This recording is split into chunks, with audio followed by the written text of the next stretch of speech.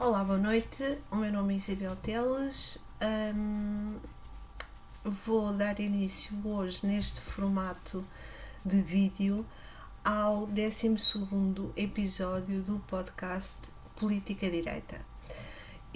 É a primeira vez que eu faço isto através da câmara do PC, do meu computador, e peço desde já desculpa porque de facto as condições técnicas não são grande coisa, são muito caseiras e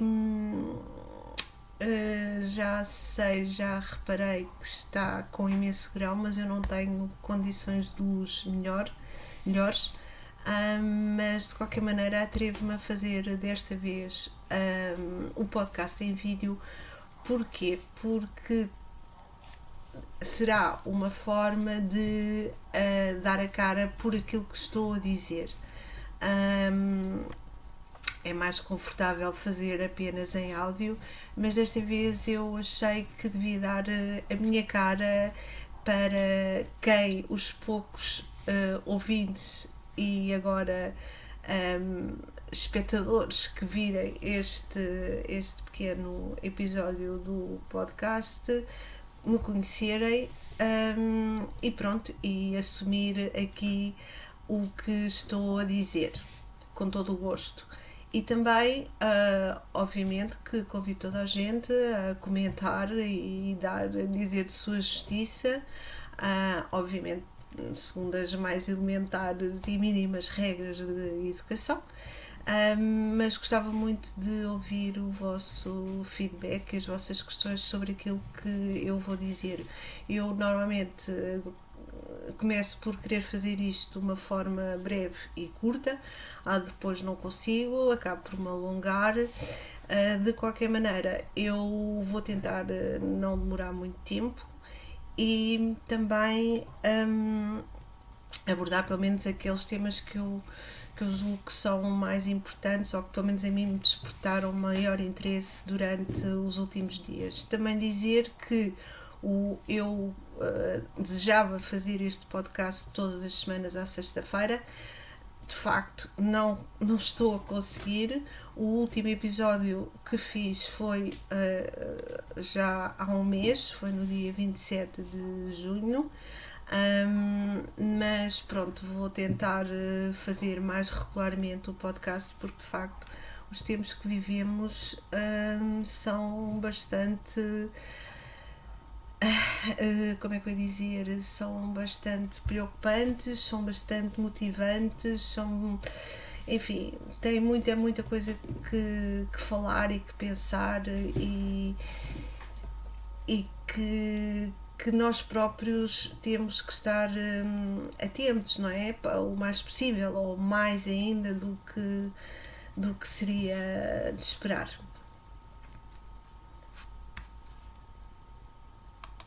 Eu costumo dividir o podcast em duas partes. Sobre a primeira parte, normalmente debato os temas nacionais e depois na segunda parte os temas internacionais. Hoje eu vou fazer um bocadinho esse alinhamento, digamos assim. Não vou falar dos temas da semana ou das últimas semanas propriamente, das atualidades e das notícias, mas vou abordar temas em particular. Vou começar apenas por referir a nível nacional e também internacional, mas por referir a questão da inflação. Pronto, em Portugal já estamos nos 9,1%, que é também a inflação que está a ocorrer nos Estados Unidos. Acho que nesta altura já estamos um pouco acima da inflação média nos outros países da União Europeia. Espera-se ainda um ligeiro aumento, mas entretanto esta semana o BCE, o Banco Central Europeu, decidiu finalmente subir as taxas de juro. Subiu as taxas de juro para 0,75 0,5%, espera aí, deixa-me ver se não me engano, é 0,5%, sendo que os juros é o primeiro aumento em 11 anos que o BCE determina, e sendo que a taxa de juros estava exatamente a 0%. Sendo que, como sabemos também, tem estado negativa, esteve longos anos negativa, agora estava a 0% até esta semana, terça ou quarta-feira, quando foi anunciado e está já em vigor este novo valor da taxa de referência do BCE em 0,5%, e o que se pretende, ou as grandes linhas, ou o grande objetivo deste aumento das taxas de juro não é chatear as pessoas, nem é chatear as pessoas que recorrem, as pessoas e as empresas que recorrem a empréstimos, é principalmente tentar controlar a subida dos preços, a subida da taxa de inflação. Como é que isso ocorre? É mais ou menos simples de explicar. O que ocorre, ou o que se espera que ocorre e que normalmente ocorre, é que com a subida das taxas de inflação, os empréstimos, por exemplo, tornam-se um pouco mais caros, ou seja, as pessoas vão retrair, as pessoas e as empresas, mais uma vez, vão retrair os financiamentos na banca. Retraindo o financiamento na banca, libertam um pouco mais de poupança, e não só, também as empresas, por essa via, não podendo expandir-se tanto com recurso a financiamentos, o que acontece em termos de, por exemplo, da força de trabalho, não há uma tão grande expectativa de crescimento a nível, por exemplo, empresarial. Os trabalhadores, por sua vez, não exigem tão grandemente aumentos de salários, e também isto depois tem efeito a nível do setor público. Não vão ocorrer tantos aumentos de ordenados e de salários, o que vai suavemente determinar primeiro uma estagnação dos preços e depois sucessivamente e gradualmente uma redução dos preços, que é aquilo que se pretende. O que está previsto em termos do BCE é que daqui a 2 anos se consiga novamente fazer com que a taxa de inflação regresse a 2%. Portanto, isto é mais ou menos em linhas gerais. Espero ter explicado minimamente bem o que é que se pretende com esta subida de taxas de juro, e também com a tentativa de que os salários não aumentem. Isto, obviamente, no setor privado é muito fácil de controlar. No setor público, e particularmente em Portugal, dado que vivemos num Estado socialista, talvez não tenha grandes repercussões, porque já estão anunciados alguns aumentos da função pública, e também estão anunciados aumentos nas taxas nos valores das pensões. Portanto, não sei muito bem o que é que depois irá acontecer, mas pronto, isto é Portugal e nós já sabemos em que país é que vivemos. Vou passar agora para outro tema que não tem muito a ver com a economia, tem mais a ver com o ambiente, ou seja, em teoria parece não ter nada a ver, mas tem muito a ver também. Tem a ver com o facto de, no dia 22 de julho, a ONU ter considerado, determinado, como é que eu ia dizer, decretado oficialmente que, como direito humano, que todas as pessoas têm direito a crescer e a viver num ambiente saudável, sem poluição, agradável, limpo, enfim. Portanto, isto a partir do dia 22 de julho é considerado um direito humano, que não era. Isto foi muito aplaudido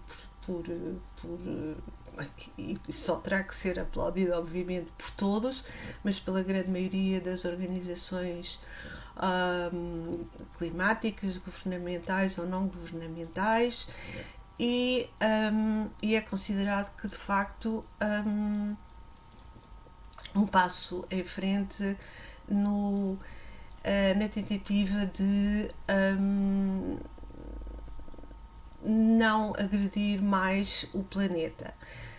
Aqui eu ressalvo que de todos os países que constituem que estão integrados na ONU, que são praticamente todos os países do mundo, 165 ou qualquer coisa assim, houve 8 países que se abstiveram. Portanto, esta moção e esta resolução da ONU foi aprovada pela grande maioria, ou por todos os Estados que a constituem, exceto por 8 que se abstiveram. Entre estes 8, eu destaco a China, a Rússia como sendo os maiores países. E também destaco a Bielorrússia, o Irão, o Camboja e mais 3 que não me lembro agora. Pronto. Isto é só uma nota para uma nota preocupante, uma vez que a China é o país mais populoso do mundo e também é o país mais poluidor do mundo. O que eu gostava de dizer em relação a este, desculpa, eu estou aqui a consultar a minha cábula porque senão estou aqui horas e horas a falar sobre outras coisas e pronto, e não quero tomar assim tanto tempo, não vos quero tomar assim tanto tempo. O que eu gostava de dizer é que e ligado a este tema do ambiente é que ainda há pouco tempo surgiu um estudo e num artigo que eu li num canal da online e que falava sobre a questão dos carros,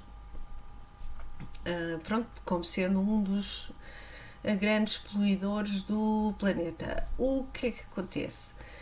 A União Europeia determinou aqui há algumas semanas que os carros movidos a combustíveis fósseis, ou seja, a gasolina e a gasóleo, terão de deixar de circular portanto, terão de deixar de existir até 2035. Ora, 2035 é daqui a 13 anos. Pronto. E que pronto, esses carros vão deixar de existir e o que é que em contrapartida as pessoas, acho eu, a grande maioria dos cidadãos do mundo e da Europa em particular ainda continua a querer utilizar o carro, a usar o carro, e seja ele movido a gasolina, a gasóleo, a ar, a água ou o que for, não é? Então, a alternativa mais viável é os carros, penso que híbridos vão poder continuar a circular, mas principalmente os carros elétricos. Pronto, os carros elétricos agora estão muito na moda e vê-se muitos carros elétricos, vê-se porque ouvir de facto não se ouvem muito. E agora estou-me a lembrar que por acaso eu não ouvi o carro, ia atravessar a rua e de repente tinha um carro mesmo quase colado em mim. O senhor que ia conduzir o carro viu-me, eu não o vi nem o ouvi, porque o carro é completamente silencioso, como vocês sabem. Os carros movidos a eletricidade não se ouvem, simplesmente não se ouvem. Pronto, é realmente poluição sonora, não fazem de certeza. Isso é um facto comprovado e eu já o comprovei. Agora, o que é que se passa com os carros elétricos? E isto, outra vez voltando a este estudo que eu li, o grande problema dos carros elétricos é as baterias. Pronto, é as baterias que, segundo eu fiquei a saber, não sabia, mas têm uma validade estimada de 8 anos. Pronto. Em princípio, cá em Portugal, trocamos de carro, parece que de 4 em 4 anos, portanto em princípio não há problema.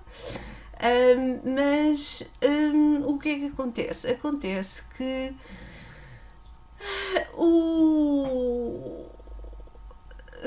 estimando que a bateria de facto ao final dos 8 anos tem que ser, vai para o lixo, não é? Já não dura mais, e então vai para o lixo. Pronto. O que é que acontece com essas baterias? Como sabem, estas baterias são feitas de lítio. Lítio é um metal que também é um metal escasso, é um metal raro. E tem o grande inconveniente de, eu também não sabia, de não poder ser reciclado. É verdade, o lítio não é reciclável, sabiam? Eu não sabia. Pronto, fiquei a saber.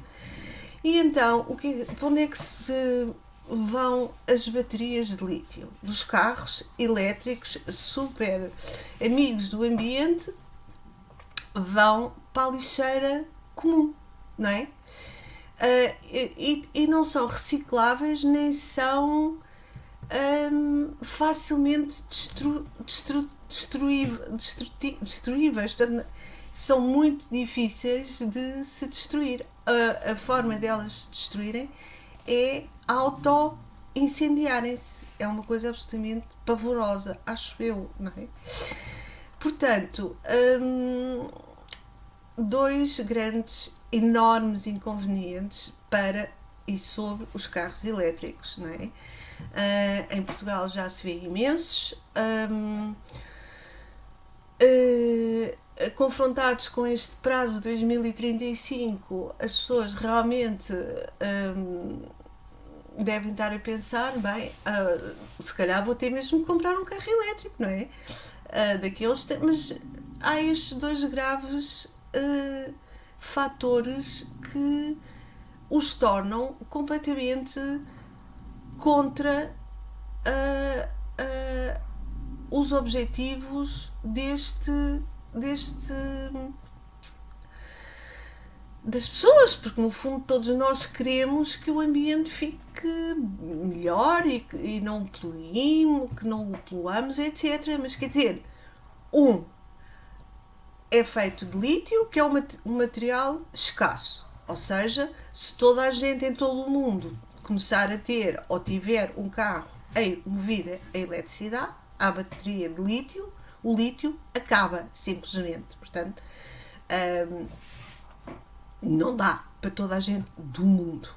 Não dá nos próximos 5 anos, muito menos 10 anos. Por outro lado, as baterias de lítio não são recicláveis. São mais um elemento que vai contribuir para o lixo do mundo, não é? Tipo o plástico, por exemplo. Portanto, isto eu deixo à vossa consideração, e se tiverem alguma ideia, gostava que me ajudassem a ver outras soluções, porque eu, por um lado, gostava imenso de não agravar ou de ajudar a manter o planeta onde eu nasci, onde o meu filho nasceu e onde espero os meus netos venham a nascer, o mais limpo e despoluído possível. 100% de acordo, isso não tenho nenhuma reserva a fazer. Por outro lado, a alternativa, por exemplo, neste caso do carro, que se apresenta é igual para mim a menos zero, a menos do que zero. Pronto. E em relação a este tema, para já é tudo. Até já, que eu volto já.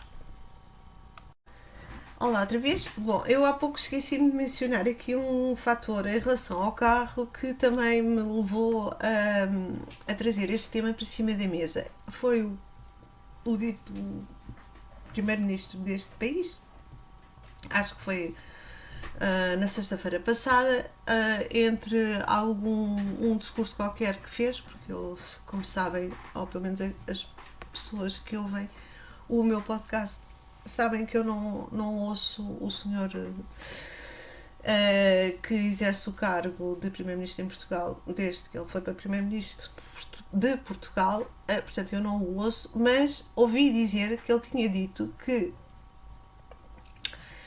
por causa das alterações climáticas que o carro já era um elemento obsoleto e que os portugueses deviam estacionar o carro à porta de casa. Pronto, pelo menos não disse para pôr os carros na estação de tratamento de lixo mais próximo. Já acho que já não é mau. Mas pronto, eu aqui gostava só de dizer duas coisas. A primeira coisa é, eu não ligo as alterações climáticas, porque alterações climáticas são alterações naturais, são alterações humanas, são alterações naturais e, portanto, o fator humano nas alterações climáticas é um entre vários. Não há muitos, mas há vários.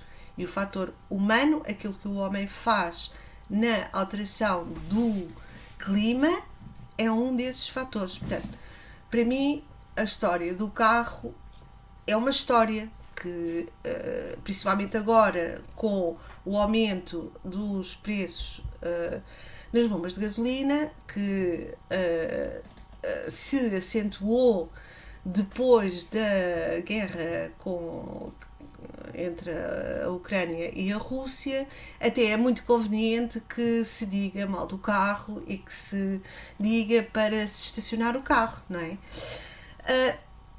De facto, há países e há membros de primeiros-ministros e outros membros do governo noutros países da Europa, e se calhar sem ser da Europa, que não usam o carro.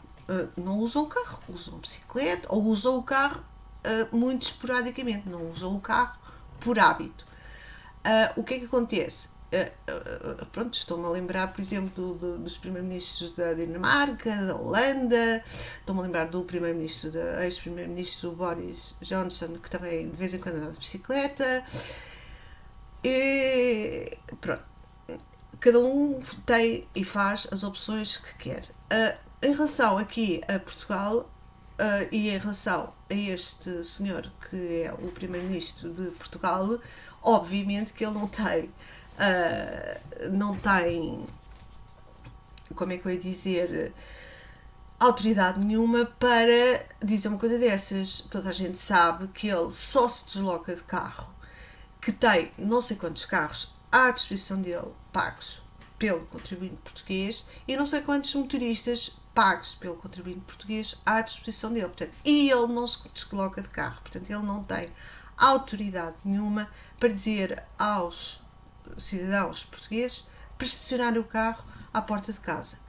Até porque, pronto, e agora vou deixar esse senhor de lado e não quero saber dele para mais nada, e vou dizer uma coisa em relação ao carro. Para mim, na minha opinião, e para mim pessoalmente, o carro para mim é sinónimo de liberdade.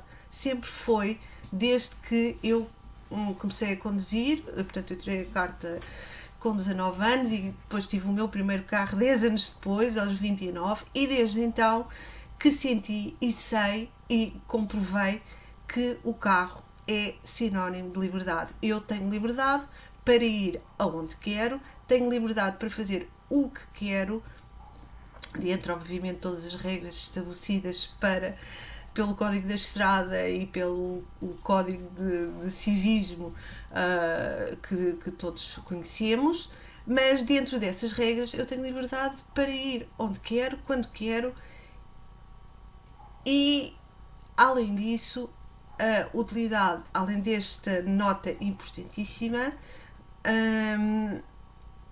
é um instrumento, um objeto muito útil, não só, por exemplo, das mães ou dos pais em relação às crianças, em relação aos filhos, mas também, por exemplo, em relação a pessoas que vivem sozinhas, em relação a pessoas que têm a seu cargo pessoas que precisam de cuidados. Eu pergunto como é que essas pessoas vão fazer se deixarem o carro estacionado à porta de casa? Eu não sei como é que essas pessoas vão fazer. Andarem de bicicleta, levarem as crianças de trotineta, ou com aquelas bicicletas elétricas também, por exemplo, não é? Uma coisa muito boa. E de skate ou de como? Como é que as pessoas fazem com o carro estacionado à porta? De transportes públicos, pois, eu sei, os transportes públicos são gratuitos, mas vão esperar com as crianças ou com as compras ou com o que é que seja, vão experimentar fazer isso para a paragem do autocarro, por exemplo, ou a paragem do comboio, e isto quando eles cá em Portugal acontece não sei quantas vezes por ano, às vezes até semanalmente ou mensalmente, se eles não estiverem parados porque as excelências, funcionários desses transportes públicos resolvem fazer greve. Portanto, duas notas muito importantes. Para mim, carro sinónimo de liberdade. Não, nunca irei deixar o carro à porta de casa. Irei continuar a utilizar o carro sempre e enquanto tiver saúde e algum dinheiro para pagar essa despesa.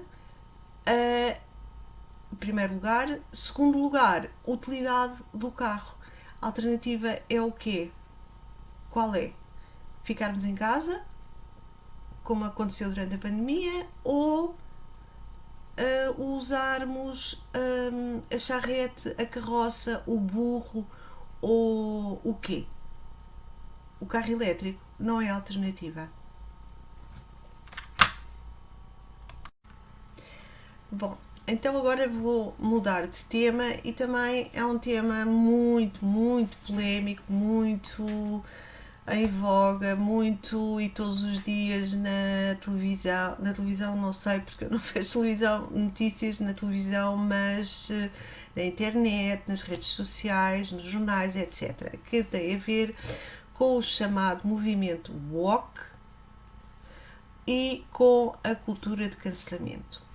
Então eu, não sei bem se tem ideia, com certeza tem, mas pronto, vou só resumir muito brevemente o que é este movimento woke. Woke é W-O-K-E, que em inglês a tradução literal é acordar ou acordei, isto é um movimento que está ligado a outro movimento chamado a cultura do cancelamento ou o cancelamento. E estes dois movimentos, digamos que em conjunto, estão na berra, estão na moda, porque aqui no mundo livre, no chamado mundo livre, ou no chamado mundo ocidental, portanto, ou na esfera, na parte ocidental do mundo. O movimento, ou este movimento woke, é um movimento que se iniciou, como não podia deixar de ser, nos Estados Unidos, logo de seguida muito perto pelo Reino Unido, portanto diz-se que é um movimento anglo-saxónico predominantemente, e que rapidamente alastrou aqui pelos países da Europa Ocidental, etc. Canadá, Nova Zelândia e a Austrália. Pronto, este movimento woke, este teve início nos anos 30 e tem a ver com, lá está, com a cultura racial e com a discriminação racial que os negros nos Estados Unidos, ou os chamados afro-americanos, sentiram. Isso é inegável desde a Guerra Civil, com o movimento sulista, essas coisas todas, enfim. Não vou estar aqui a alongar-me sobre isso, mas este movimento woke começou precisamente nos Estados Unidos nos anos 30, que é o Stay Woke, ou seja, está desperto, está acordado, está atento. É uma chamada de atenção dos líderes destes grupos afro-americanos dos Estados Unidos em relação ao preconceito e à discriminação racial que de facto existiu e ainda existe nos Estados Unidos, em alguns estados muito mais vincado do que noutros, mas que de facto é uma evidência na sociedade, pronto. Mas, pronto, isto é o seguinte, pronto, o que é que eu quero dizer para não ser muito aborrecida? Nos Estados Unidos, em termos legais, não há, portanto, regressando rapidamente aos nossos dias, em termos legais, nos Estados Unidos não há discriminação racial de espécie alguma. Em termos das leis, dos chamados acts, etc., não há discriminação. Mas, de facto, em termos da convivência na sociedade, continua a haver discriminação entre, sobretudo, os negros e os brancos. Pronto. Aconteceu muito no século XX essa discriminação e lentamente os negros, por mérito próprio e também por mérito dos brancos, foram ganhando batalhas e ultrapassando imensos obstáculos e conseguiram alcançar posições e, digamos que, uma igualdade de oportunidades entre todos, entre brancos e negros. Continuam a existir bolhas de discriminação, claro que continuam, julgo eu cada vez menos, mas existem, obviamente que sim. Agora, o que este movimento pretende é que deixe de haver esse preconceito e essa discriminação. Eu acho bem que deixe de haver, na totalidade e socialmente, acho que sim.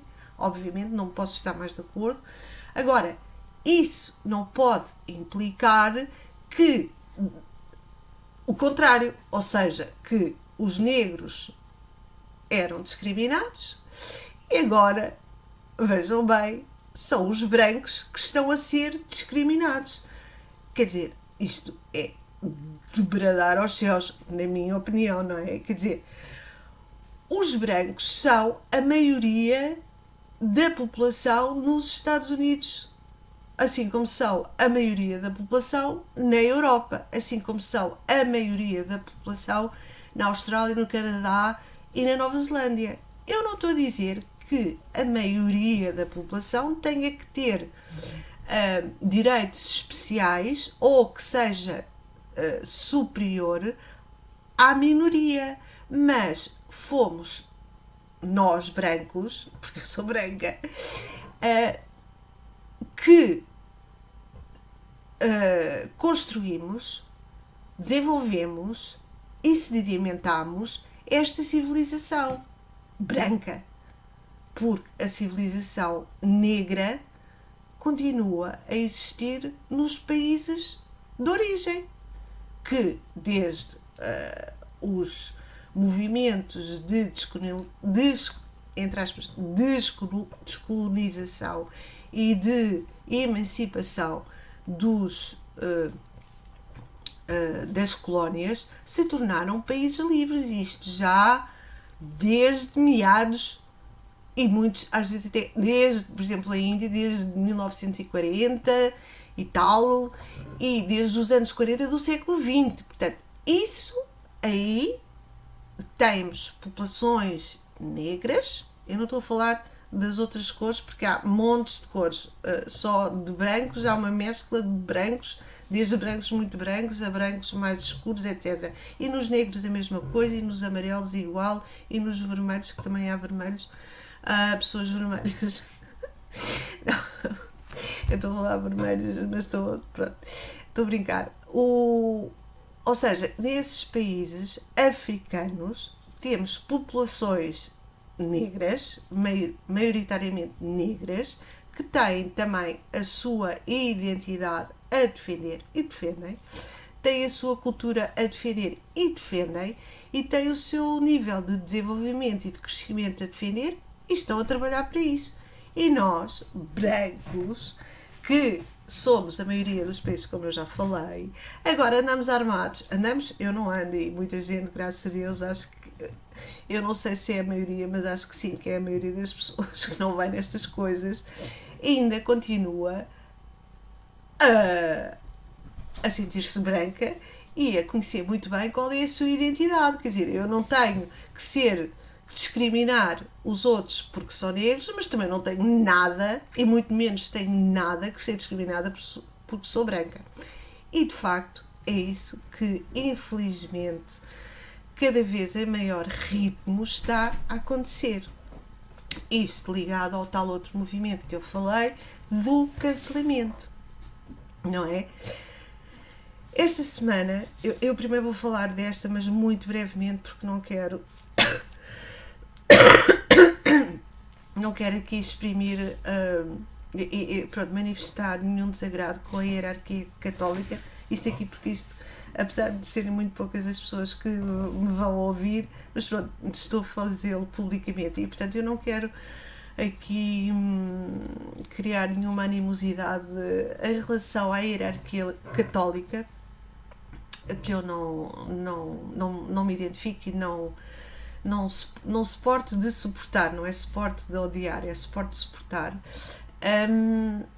Mas vou-me referir à viagem que o Papa fez esta semana.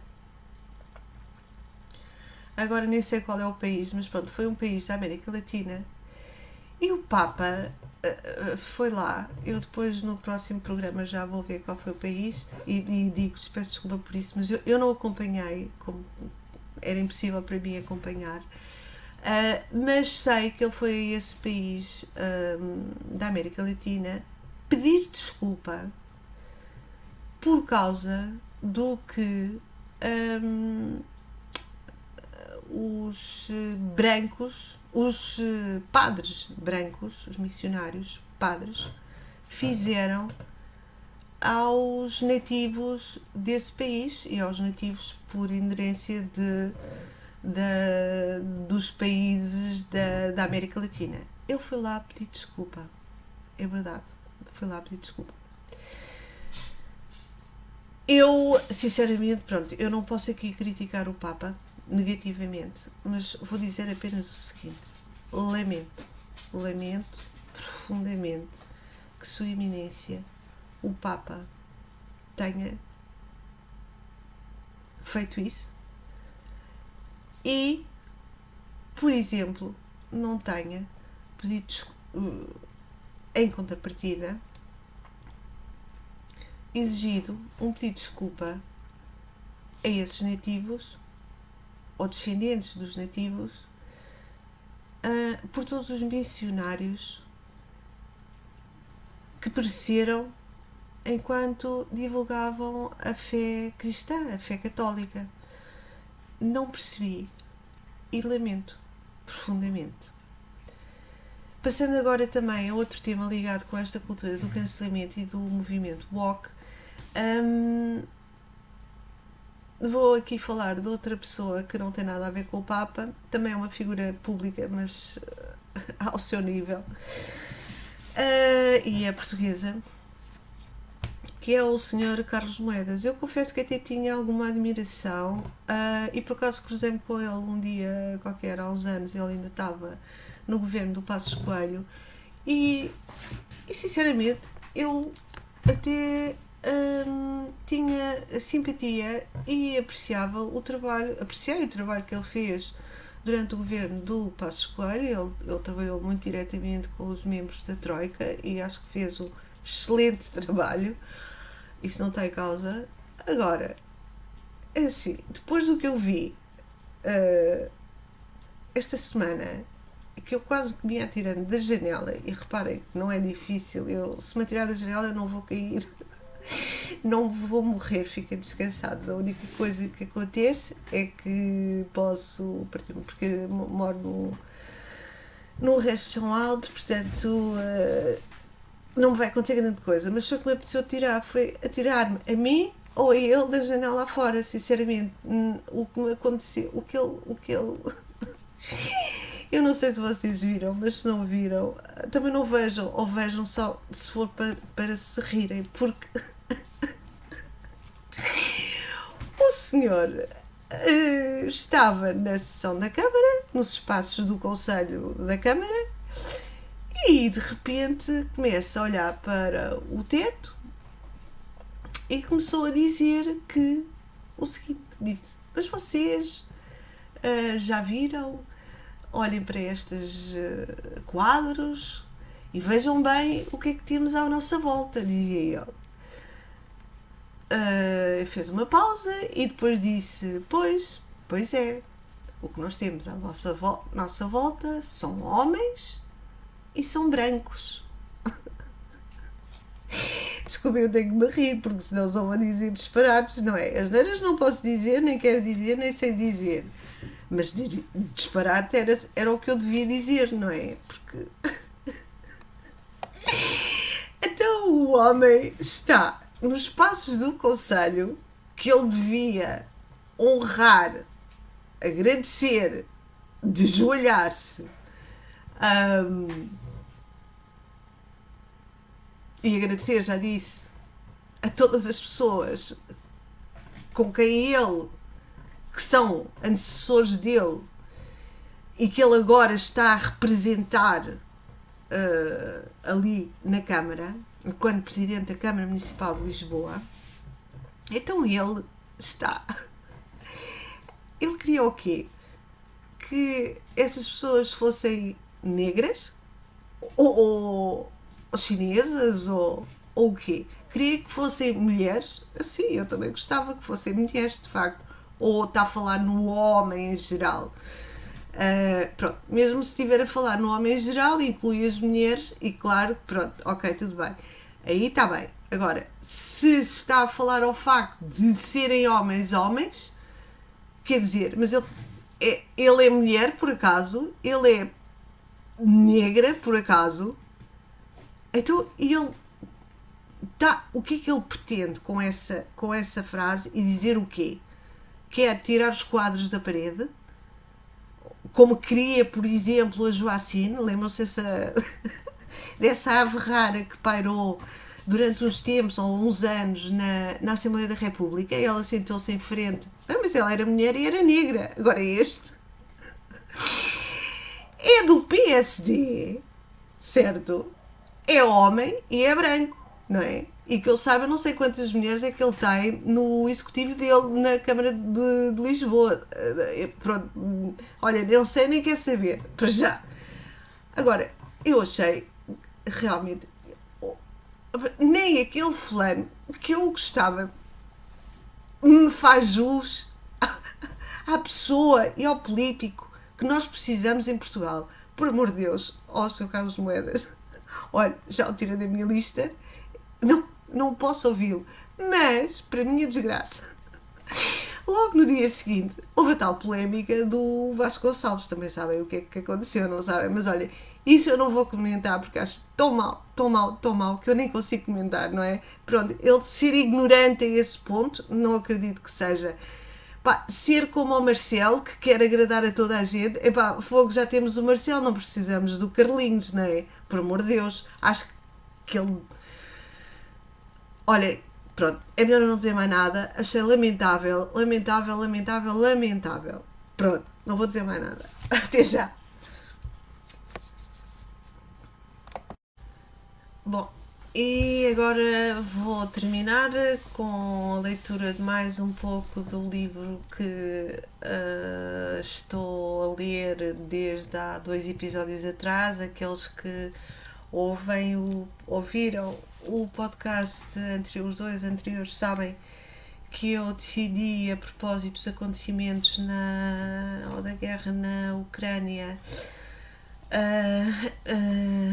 a pegar um livro que li muito recentemente e que adorei e achei que é de facto um testemunho.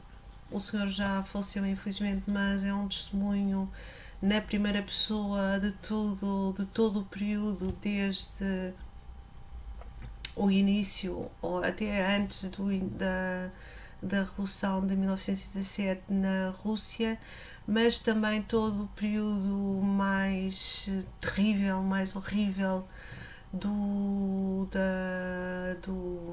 nem sei como é que lhe chamar, do ditador sanguinário Stalin, e daquilo que ele fez ao seu próprio povo e ao povo dos países que ele depois dominou e integrou na Rússia, criando a URSS, não é? A União das Repúblicas Socialistas Soviéticas, entre os quais uma das repúblicas era precisamente a Ucrânia. E este senhor que escreveu este livro, uma autobiografia, este livro e depois um outro mais tarde, já no exílio nos Estados Unidos, mas este livro, que se chama Escolhi a Liberdade, e que é do Viktor Kravchenko, que foi escrito em 1946, logo após ele ter, não foi bem logo após, mas 2 anos depois, ele começou a escrever o livro logo após ter fugido da União Soviética, e terminou o livro em cerca de 1948, quando ele saiu no Ocidente. Eu então vou ler mais um pouco. Eu estou a ler, pronto, não estou a ler seguido, porque senão se acabava, mas estou a ler do princípio para se perceber de facto o percurso aos olhos, ainda testemunho, ou com o testemunho deste funcionário soviético, engenheiro, que galgou, e membro militante do Partido Comunista, que galgou desde a base até ao Kremlin, ao Politburo, portanto, que vivenciou esta experiência toda da ditadura comunista na União Soviética. E portanto eu vou regressar hoje aqui, ler 2 ou 3 parágrafos do livro. Peço desculpa se me alonguei, tinha outros temas também para falar, mas isso ficará para a próxima. Por hoje acho que já é o suficiente. Então vou ler aqui no início, bem no início ainda, mas pronto, mais 2 parágrafos deste magnífica autobiografia. A tempestade desencadeou-se na última semana de fevereiro de 1917, que corresponde aos primeiros dias de março no calendário ocidental. Mesmo aqueles que aguardavam com mais certeza o seu advento ficaram surpreendidos e perturbados. Revolução, que até então era um termo particular e semi-ilícito, transformava-se repentinamente em magnífica e terrível realidade. Aquilo que aparecera a princípio como uma solução simples para todos os problemas, explodia agora em miríades de problemas, alguns deles ridiculamente mesquinhos, como o de conseguir alimento e roupas. Romperam-se as malhas da vida rotineira. Escolas, fábricas, instituições públicas perderam o seu significado primitivo. O povo da nossa cidade aglomerava-se nas ruas cobertas de neve. Era como se casas, escritórios e lojas tivessem sido virados do avesso, despejando o seu conteúdo humano pelas ruas e pelos parques. Desfiles, bandeiras, aclamações, acessos de cólera, tiroteios casuais e, acima de tudo, envolvendo, praticamente sufocando tudo, falava-se. Palavras durante séculos reprimidas desencadeavam-se agora em inflamada oratória. Oratória imprudente e inspirada, orgulhosa e vingativa. O ar enchia-se de slogans, dotados de curiosa força de proliferação. Abaixo a guerra, pela vitória final, terra e liberdade, as fábricas aos operários, para a Assembleia Constituinte. Todo o poder aos sovietes. Termos e normas completamente novos estouravam e derramavam-se nas nossas mentes como fogos de artifício. Bolcheviques, mencheviques, cadetes, revolucionários sociais, anarquistas, Kerensky, Miliukov, Lenin, Trotsky, guardas vermelhos, brancos, partisanos. Nas praças principais erguiam-se tribunais, onde os oradores se sucediam desordeiramente. Homens e mulheres que até então se limitavam a murmurar timidamente, viam-se agora tomados pela necessidade imperiosa de gritar, pregar, condenar e invectivar. Intelectuais de barbas bem tratadas cediam o lugar a soldados e operários. Pelo direito, clamava a multidão, ou ainda, Dulen, von, abaixo, fora com ele. Isto foi mesmo no início da Revolução de 1917, enquanto que na Europa estava a decorrer a Primeira Guerra Mundial. E por aqui me fico. Espero que tenham gostado. Espero que não tenha sido muito maçadora. Por favor, digam, perguntem, deem-me o vosso feedback. Muito obrigada e um ótimo fim de semana.